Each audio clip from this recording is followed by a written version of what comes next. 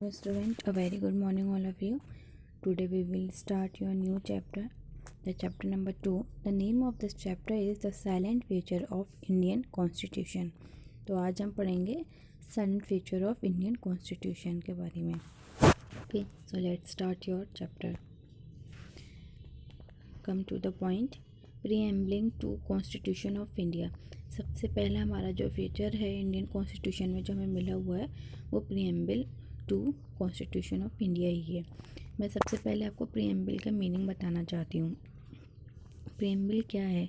Preamble जो है एक तरह की ब्रीफ इंट्रोडक्टरी स्टेटमेंट है जो हमें गाइडेंस के तौर पे दे रखा है कि हमारे प्रिंसिपल्स क्या हैं, हमारे हम लोगों को मतलब कह सकते हैं कि हमारे पास क्या पावर है, हम किस चीज़ का यूज़ कर सकते हैं. ठीक है, एक ब्रीफ इंट्रोडक्टरी है वो पूरा, तो उसी को यहाँ preamble कहते हैं.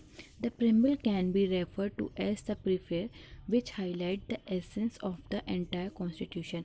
preamble जो हमें रेफ़र करता है और जो ये हमें दूसरे जो कॉन्स्टिट्यूशन है उससे बहुत अलग करता है इसी बात से कि मतलब हमारे पास जो है हमारे कॉन्स्टिट्यूशन में रिटन फॉर्म में ये चीज़ दे रखी है कि हमारे पास ये सब पावर्स हैं जिनका हम यूज़ कर सकते हैं. ठीक है. It was adopted on 26 November 1949 by the constitution assembly. और ये कब अडॉप्ट किया गया preamble?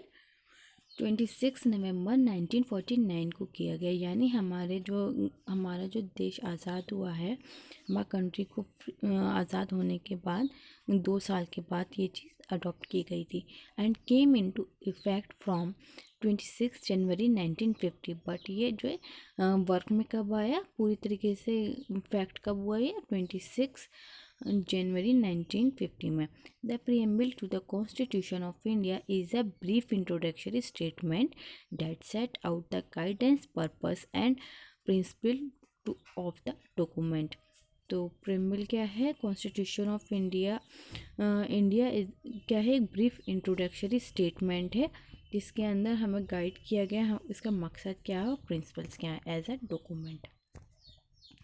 Okay, come to the next topic. Meaning. The first word of the preamble, we the people.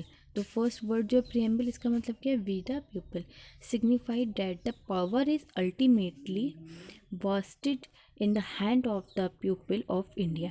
और ये सिग्निफाई करता है कि इंडियंस पीपल्स के हाथ में बहुत ज़्यादा पावर है. ठीक है. So far the preamble has been amended only once in 1976. और क्या है? So far the preamble has been amended in 1976 में फिर से अमेंडमेंट हुआ जो 42 अमेंडमेंट कहलाया जाता है. इसमें क्या होता है? इसमें चेंज होता है विच इंसर्ट द न्यू वर्ड्स. और इसके अंदर क्या होता है? विच इंसर्ट द वर्ड्स. इसके अंदर कुछ वर्ड्स को इंसर्ट किया जाता है जैसे socialism, secularism and integrity. In words को इसके अंदर लाया जाता है. A brief description of these concept is given in the following slides. और सोशलिज्म, सेकुलरिज्म और इंटीग्रिटी जो वर्ड्स हैं हम इंशाल्लाह कल आपको एक्सप्लेन करेंगे. आज की क्लास में इतना ही है.